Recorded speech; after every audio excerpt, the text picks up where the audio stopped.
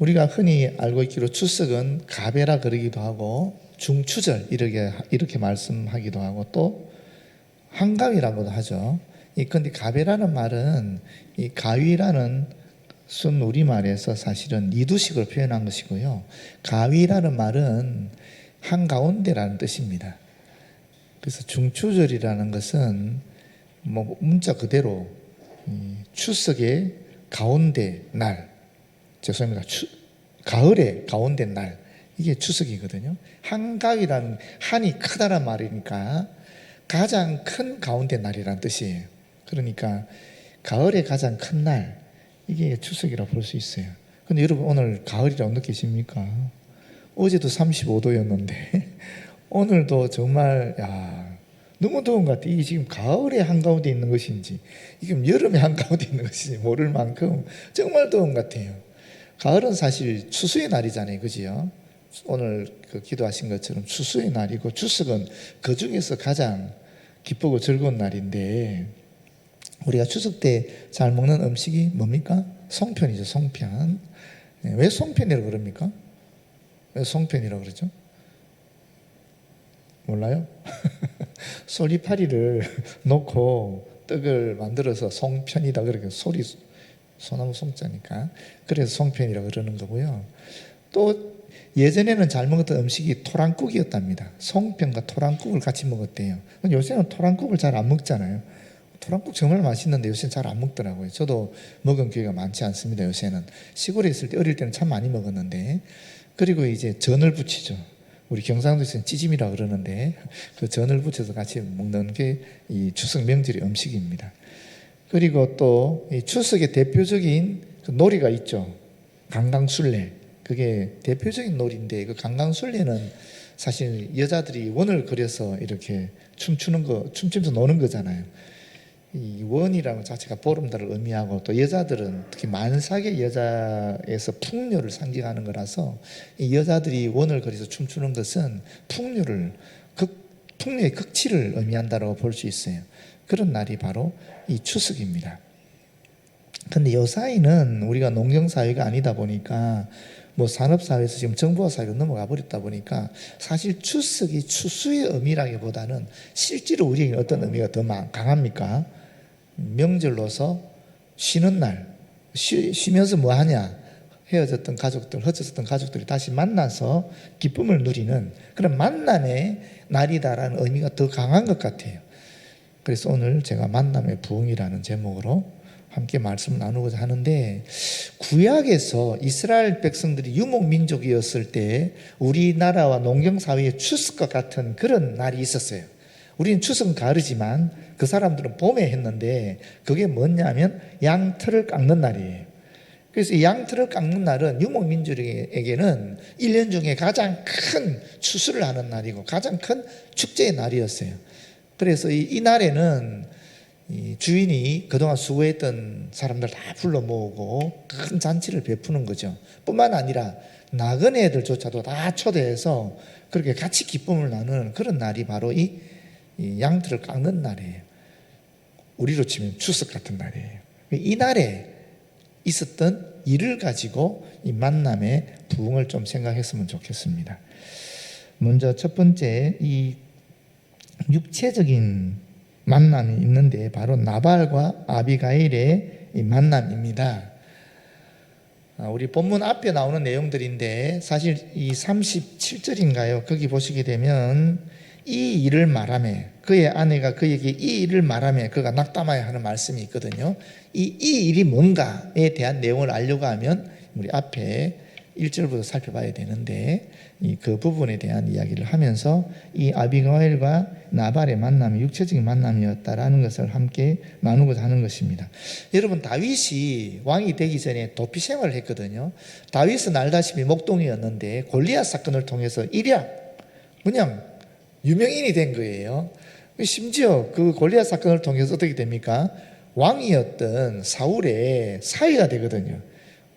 사울 왕이 자기 딸 미가를 주지 않습니까? 그래서 왕의 사위가 되고 동시에 또 천부장이라는 직분을 가지게 돼요.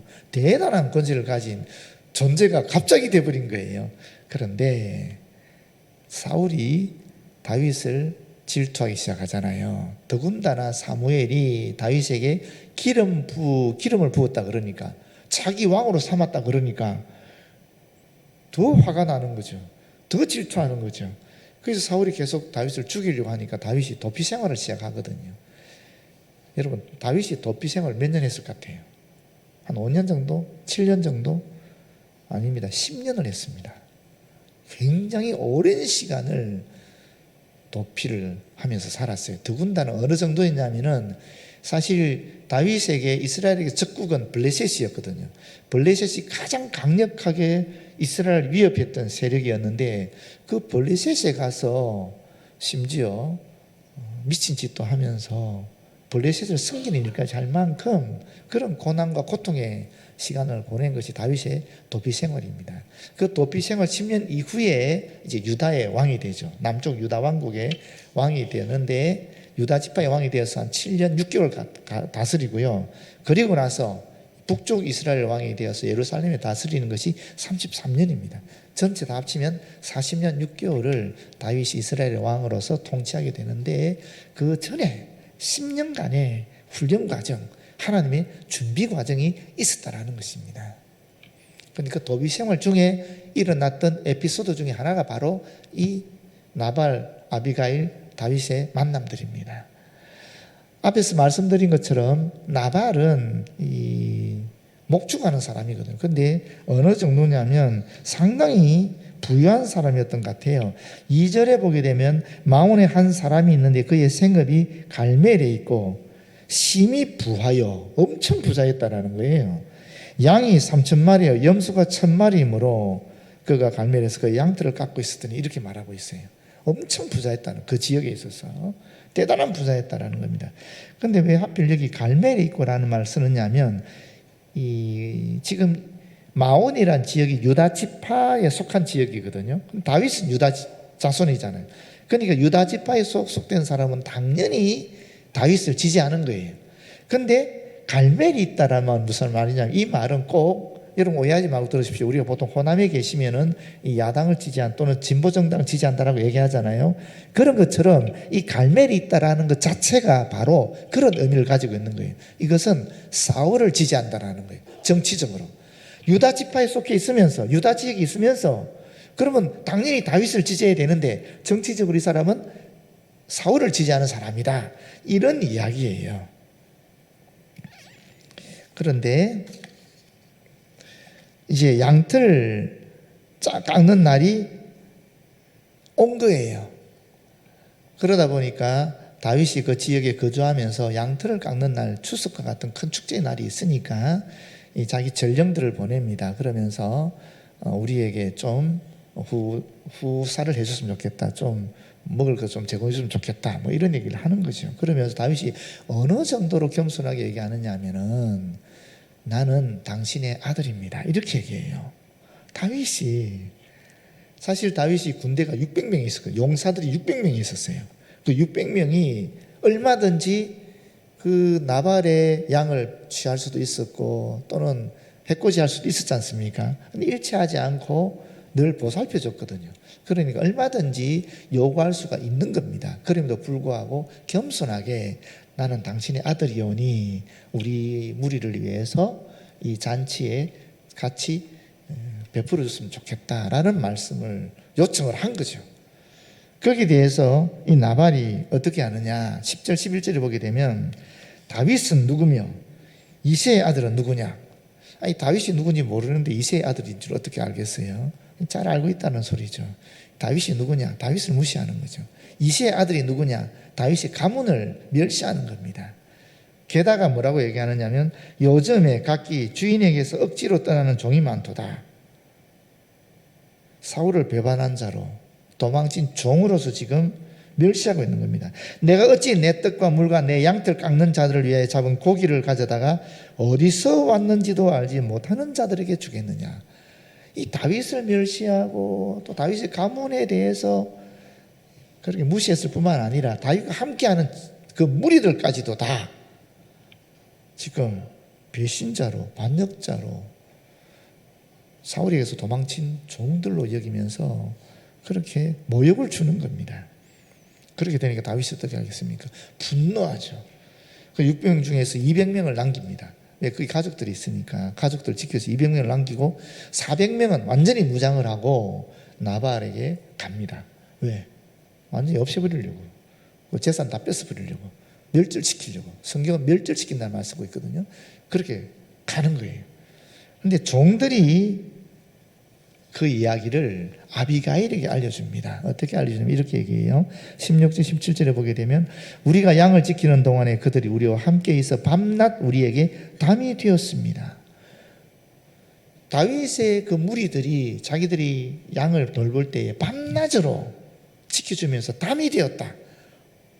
자기들의 어떤 안전과 보호를 위해서 그렇게 애를 쓴 사람들이다, 이런 얘기죠. 그러면서 뭐라 그러냐면 그런즉 이제 당신이 어떻게 할지를 알아 생각할지니, 이 아비가일이 아내가 여주인이 지금 다윗이 쳐들어오고 있는데 막아줘야 되지 않겠느냐 하면서, 주인은 남편 되는 나발은 불량한 사람이라 더불어 말할 수 없나이다.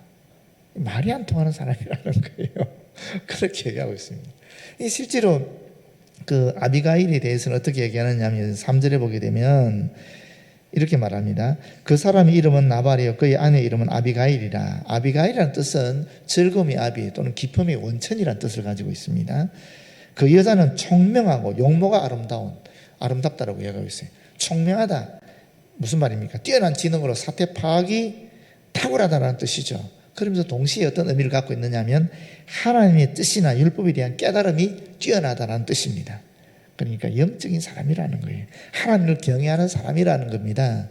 그래서 용모가 아름답다는 뜻은 모든 사람들에게 호감을 주는 사람이다. 사람들과의 관계도 아주 좋은 사람이다. 하나님의 관계도, 사람들의 관계도 참 좋은 사람이다. 이런 의미를 갖고 있는 뜻이에요. 그러니까 아비가일은 그런 인물입니다. 반면에 나발은 어떤 사람이냐? 남자는 완고하고 행실이 약하며, 이렇게 얘기하고 있어요. 무슨 말이냐면 인간관계에 있어서 거침이 약하다라는 뜻도 가지고 있고, 동시에 하나님과 관계에 있어서 마음이 강팍해서 하나님 뜻에 거스르는 생각을 하고 행동을 한다라는 뜻입니다. 그러니까 이 육체적인 그런 면은 중요하게 여기지만은 이런 영적인 면에 있어서는 아주 둔감한 사람이다. 하나님을 경외하지 않는 사람이다. 자기만을 아는 사람이다. 이런 의미를 갖고 있는 것이에요. 그런데 이 만남이 어떤 만남이겠어요? 육체적인 만남이라는 거죠. 부부관계임에도 불구하고 육체적인 만남에서 그쳤다라는 것입니다. 사실 우리가 부부가 육체적으로 만나긴 하지만, 그러나 이게 정신적인 교감을 통해서 정신적인 만남으로 가야 되고, 더 나아가서 사실은 영적인 만남으로까지 가야 되는데, 지금 이 아비가일과 나발의 만남은 육체적인 만남으로 그치고 있다 하는 사실을 우리에게 알려주고 있는 것입니다. 그래서 이 말을 듣고 아비가일이 어떻게 하느냐 하면은 많은 음식을 준비해서 먼저 보냅니다. 다윗에게 보내고 그 뒤에 이제 아비가일이 직접 다윗을 찾으러 가는 겁니다. 그리고 칼 들고 오는 그 다윗의 무리를 길에서 만나서 세 가지 간청을 해요. 근데 이 간청이 참, 한번 들어보십시오. 첫 번째가 뭐냐면, 저는 당신이 골리앗을 물맷돌로 죽인 것을 알고 있습니다. 만약 남편인 나발이 당신을 대적했다면 역시 하나님께서 친히 물매로 나발을 치실 것입니다. 철저하게 하나님을 경외하는 모습 보여주잖아요. 그러면서 그러니 제발 당신이 직접 손을 대지는 말아 주십시오. 이게 첫 번째 간청이에요. 당신이 직접 손대지 말라는 거예요. 하나님이 하신다라는 거예요. 두 번째는 뭐냐면, 저는 당신의 하나님께서 당신을 왕으로 세우시는 것을 알고 있습니다. 그런데 만약 그때 당신의 양심에 끄림직한 일이 하나라도 생각난다면 어찌 편히 자겠습니까? 오늘 당신이 나의 남편 나발과 나와 우리 가족을 다 죽이면 이것은 당신이 왕이 되었을 때 큰 발목을 잡게 되는 창피스러운 일이 될 것이니까 다윗 스스로의 미래를 위해서 참아달라. 하나님을 믿음으로 당신이 직접 복수하지 마시고 당신이 왕이 되었을 때를 생각해서 참아달라 라고 얘기를 했어요. 이것만 해도 대단한 간청이죠. 그런데 마지막 하소연은 정말 엄청난 얘기를 하고 있어요. 오늘 나발이 그렇게 심하게 당신의 사람들을 대한 것은 사실은 제가 나발을 그렇게 맞는 것입니다. 그러니까 그 책임이 저한테 있습니다. 그러니 일단 저를 죽여주십시오. 이렇게 얘기하는 거예요. 남편의 무능력과 무책임과 배신을 자신의 탓으로 돌리면서 대신 속죄하고 있는 것입니다. 이 예수님의 모습 아닙니까? 이런 간증을 하니까 다윗이 어떻게 했겠어요? 나발을 용서해 주는 거예요. 아비가일 때문에 다윗이 그 나발과 그 집안을 멸망시키기로 했던 것을 그 뜻을 거두고 돌아가는 겁니다. 용서하고. 이게 첫 번째 사건이에요. 육체적인 만남을 가졌던 나발과 아비가일의 관계에 대한 이야기를 하고 있는 겁니다. 그 관계 때문에 결국 다윗이 이 가문을 없애려고 했다라는 거예요. 두 번째 보면 오늘 본문에 나오는 것 첫 번째가 육체적인 만남의 종말을 이야기하고 있습니다. 36절에 아비가일이 나발에게 돌아오니 그가 왕의 잔치와 같은 잔치를 그의 집에 베풀하고 크게 취하여 마음에 기뻐함으로 라고 얘기하고 있습니다. 여기 보시면은 이 잔치는 마시다라는 뜻에서 나온 것인데 자기에게 은혜를 끼친 사람에게는 돈 한 푼 쓰지 않으면서 자기 자신을 위해서는 왕과 같은 큰 잔치를 베풀었다. 정말 배은망덕한 사람이다 하는 것을 알 수 있고, 동시에 또 그 뒤에 보게 되면 크게 취하여 하는 말이 있지 않습니까? 이 하나님의 심판을 받게 될 때에 그 받게 되는 사람의 모습들을 성경은 종종 이렇게 묘사하고 있습니다. 부으라, 마시라, 먹고 마시자. 이 세상에서 어떻게 즐길 것인가, 어떻게 먹고 마실 것인가를 생각하는 그런 사람들의 모습이 하나님이 심판하기 전에 인간의 모습이라는 겁니다. 소돔 고모라가 그랬고요. 또 우리 예수님의 비유 속에 나타나는 부자와 나설의 그 어리석은,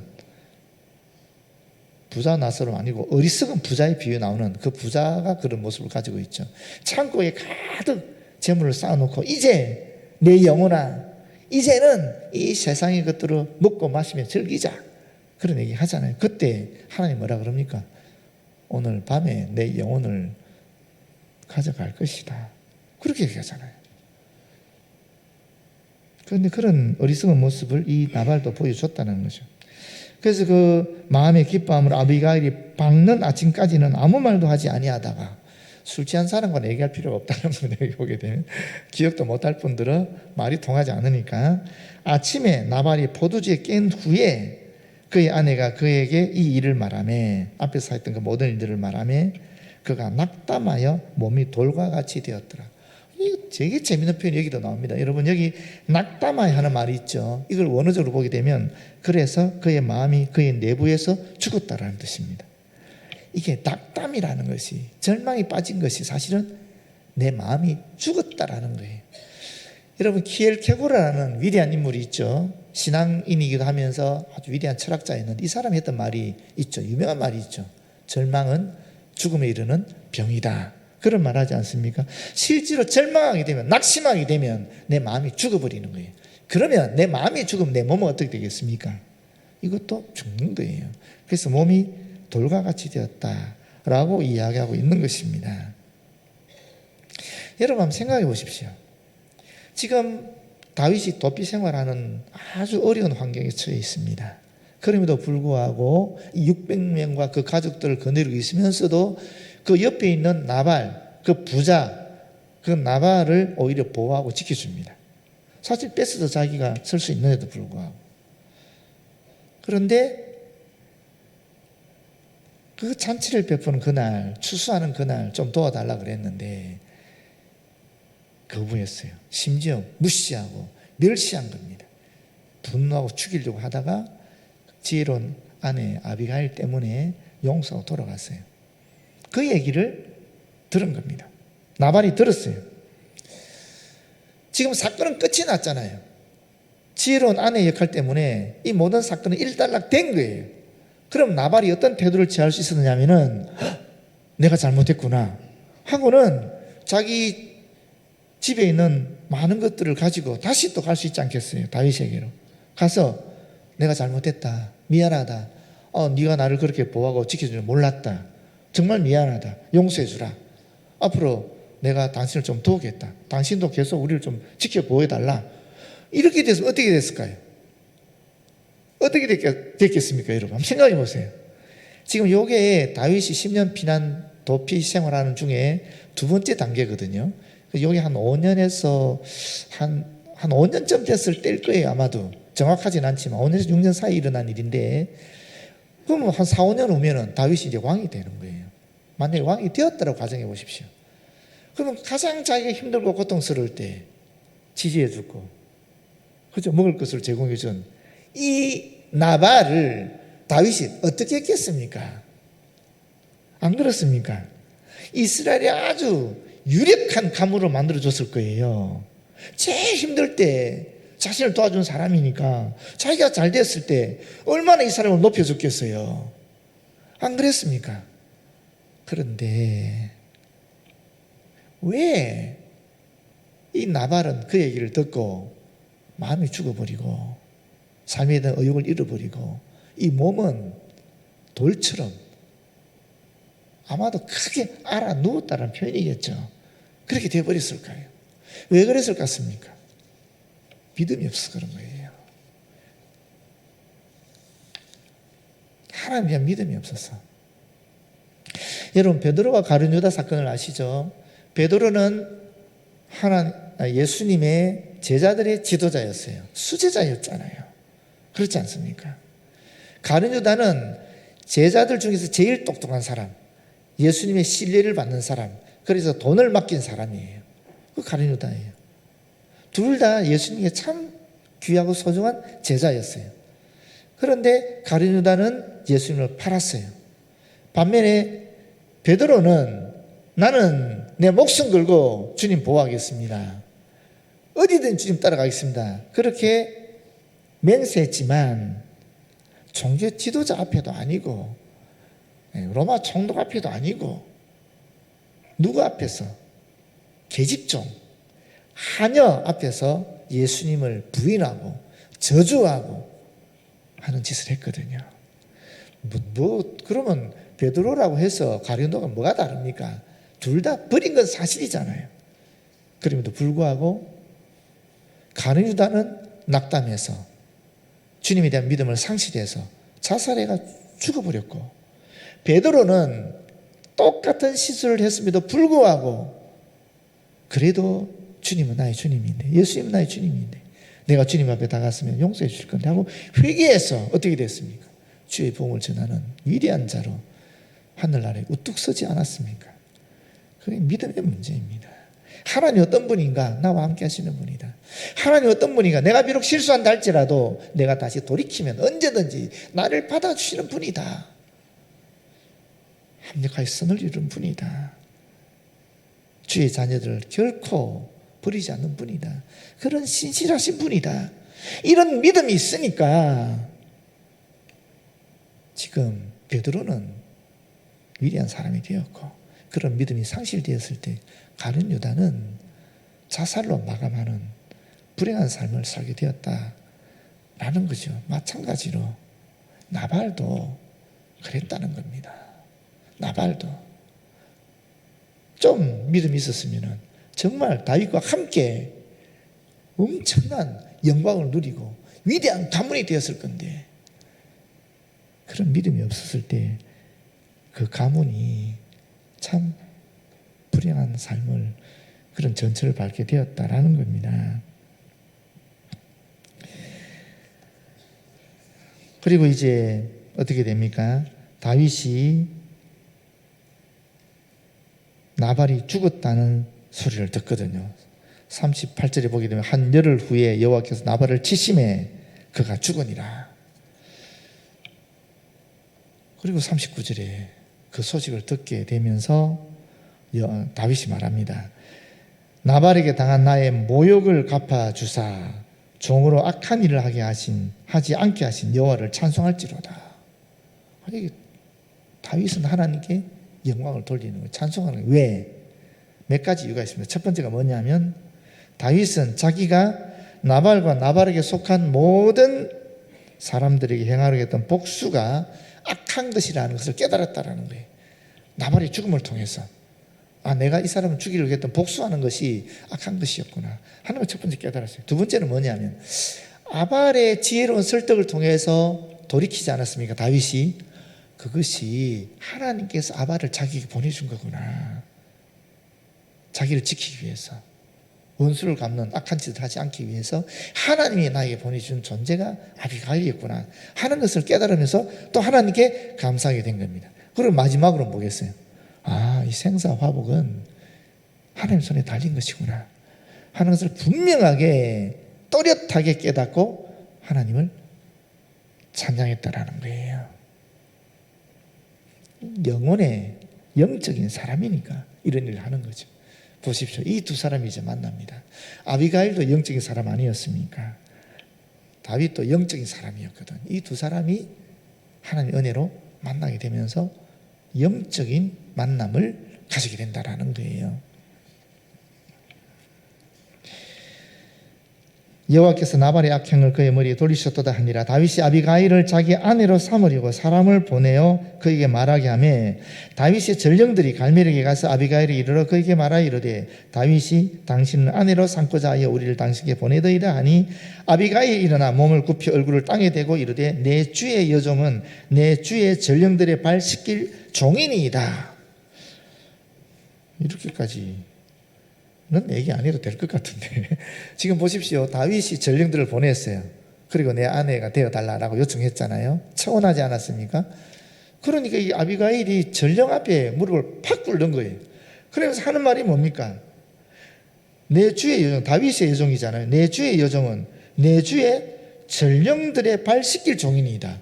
아니 다윗의 발을 씻길 종이다 이해가 되지요. 그게 아니라 다윗의 전령들의 발 씻길 종입니다. 이거는 좀 지나치지 않습니까? 좀 지나치게 얘기하는 것 같지 않습니까? 왜 이렇게 얘기할까요? 왜 그렇게 할 것 같습니까, 여러분? 첫 번째는 이 전령은 어떤 존재입니까? 다윗이 보낸 사람이잖아요. 다윗의 대리인이잖아요. 그러니까 전령을 전령으로 보지 않는 거죠. 사실은 다윗의 대리인으로 보니까 다윗을 보는 것처럼 하는 거예요. 다윗에게 대하듯이 지금 이 아비가일이 하고 있는 겁니다. 두 번째는 이 아비가일이 다윗을 하나님께서 기름 부은 민족의 지도자로 분명히 인식했다. 하나님에 대한 믿음 때문에 이와 같이 했다 하는 것을 우리는 또한 추측할 수 있습니다. 그리고 세 번째는 사실 아비가일과 그 나발의 가문은 다윗에 의해서 멸절될 그런 존재들이었죠. 그렇지 않습니까? 그런데 아비가일의 설득을 다윗이 받아들여서 살려줬잖아요. 만약에 아비가일의 말을 다윗이 듣지 않았다면 어떻게 됐을까요? 아비가일은 아마도 노예 상태로 빠지게 되었을지도 몰라요. 그런데 보존해줬잖아요. 그 가문을 보존해주고 또 용서해줬잖아요. 그게 아비가일로서는 너무 고맙고 감사한 거죠. 비록 지금 도피하는 처량한 신세에 있는 다윗이지만 아비가일에게는 믿음이 있었으니까 하나님께서 분명히 이 기름 부음 받은 자를 이스라엘 민족의 지도자로 세워주실 것이다. 그렇게 되면 지금 자기 자신과 다윗은 비교할 수 없는 존재가 되는 거예요. 그런데 그런 존재가 자기를 받아주려고 하니까, 아내로 받아주려고 하니까 너무 고맙고 감사한 거죠. 그래서 이런 지나친, 우리가 볼 때는 겸손한 표현을 하고 있는 것입니다. 그래서 아비가일이 급히 일어나서 나귀를 타고 그를 뒤따르는 처녀 5과 함께 다윗의 전령들을 따라가서 다윗의 아내가 되니라 이렇게 말하고 있는 겁니다. 영적인 만남이 이루어진 거죠. 그 이후에 어떤 일이 발생하는지 압니까, 여러분? 아비가일은 사실 이 다윗의 첫 번째 아내는 아니잖아요. 두 번째 아내죠. 첫 번째 아내는 사울의 딸이었잖아요. 미갈이었잖아요. 그런데 이 미갈을 사울이 너무 화가 나서 다른 남자한테 줘버려요.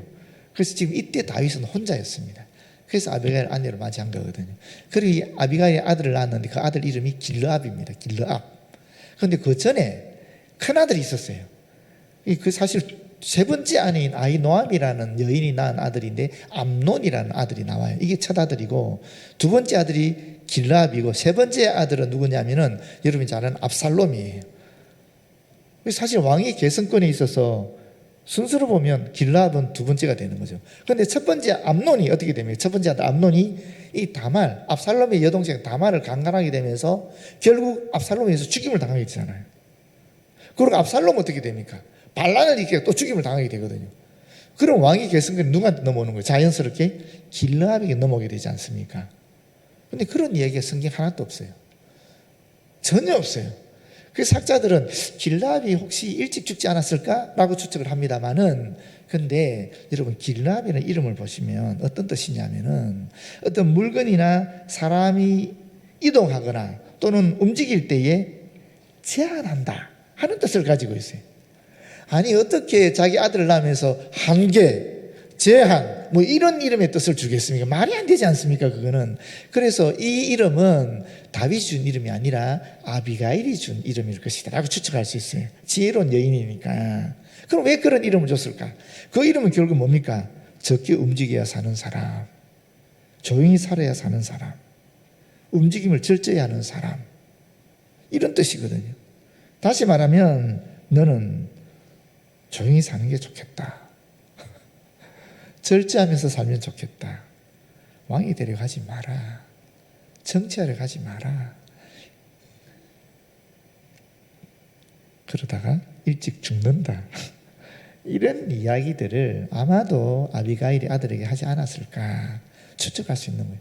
그래서 길라압은 정쟁에 휩쓸리지 않았고 뭐 일찍 죽었다는 얘기도 없고 늦게 죽었다는 얘기도 없어요. 조용히 있습니다.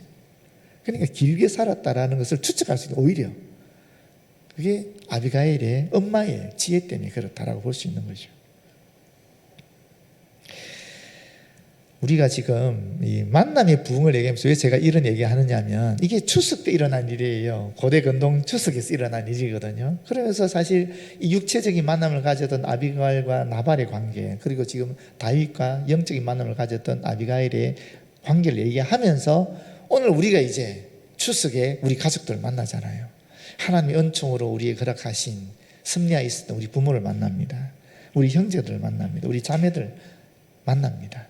또 어떻게 생각하면 우리 동서들을 만나고 사돈을 만나고 막 그러잖아요. 장인 장모를 만나고 그렇지 않습니까? 사실 이게 추석은 만남의 날이니까.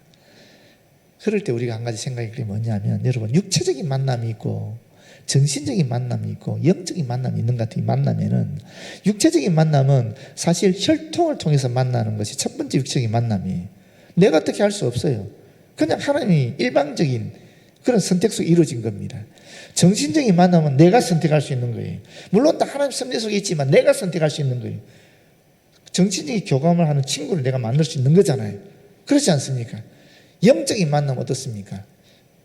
그리스도를 통해서 성도 간의 만남이 영적인 만남인데, 이것은 하나님의 선택과 동시에 우리의 선택이 같이 있는 거죠. 어떻게 보게 되면 그런 만남들이 있는 겁니다. 근데 여기 묘한 만남이 하나 있는데 그게 뭐냐? 부부의 만남이에요. 부부의 만남은 내 선택이기도 하고 하나님의 일방적인 선택이기도 해요. 그래서 이 부부의 만남은 육체적인 만남이기도 하지만 사실 정신적인 만남으로 나아갈 수도 있고 심지어 영적인 만남으로도 갈 수 있는 그런 모든 요소를 다 갖고 있는 게 이 부부간의 만남이에요. 여러분 추석 때 여러분께서 가족들을 만날 것입니다만은 먼저 부부간의 만남이 영적인 만남으로까지 가기를 진심으로 기원합니다. 어떻게 하면 될까요? 남편을 존경하십시오. 그리고 아내를 사랑하십시오. 남편을 존경하면 영적인 만남으로 나아갈 수 있습니다. 아내를 사랑하면 영적인 만남으로 나아갈 수 있습니다. 가족들은 그럼 어떻게 해야 되는가? 이 혈통적인 만남이 어떻게 영적인 만남으로 갈 수 있는가? 마찬가지입니다. 어르신들을 존경하십시오. 그리고 아래 사람들을 사랑하십시오. 동기간에는 어떻게 됩니까? 서로 존경하고 사랑하면 됩니다. 그렇게 하면 단순히 혈통적인 만남을 넘어서 정신적인 만남을 넘어서 영적인 만남으로까지 나아갈 줄 믿습니다. 모쪼록 이 추석이 여러분 단순한 만남이 아니라 정말 영적인 만남이 되는 귀한 기회가 되기를 진심으로 바랍니다. 기도하겠습니다. 주님 감사합니다. 우리에게 그리스도와의 영적인 귀한 만남을 성도 간에 할 수 있도록 인도하신 것 고맙고 감사합니다. 이제 혈통적인 만남인 가족들과 또 정신적인 만남을 가지는 분들과 우리가 만날 것인데, 단순히 거기서 멈추는 것이 아니라 참으로 영적인 만남으로까지 나아갈 수 있도록 남편을 존중하고 아내를 사랑하며, 어른을 존중하고 아래 사람들을 사랑하며, 동기들을 존중하고 존경하고 사랑할 수 있도록 인도하여 주시옵소서. 그래서 만남의 부흥이, 만남의 은총이 가득 차는 우리 이번 명절 되어지도록 역사하여 주시옵소서. 예수님 이름으로 기도드립니다.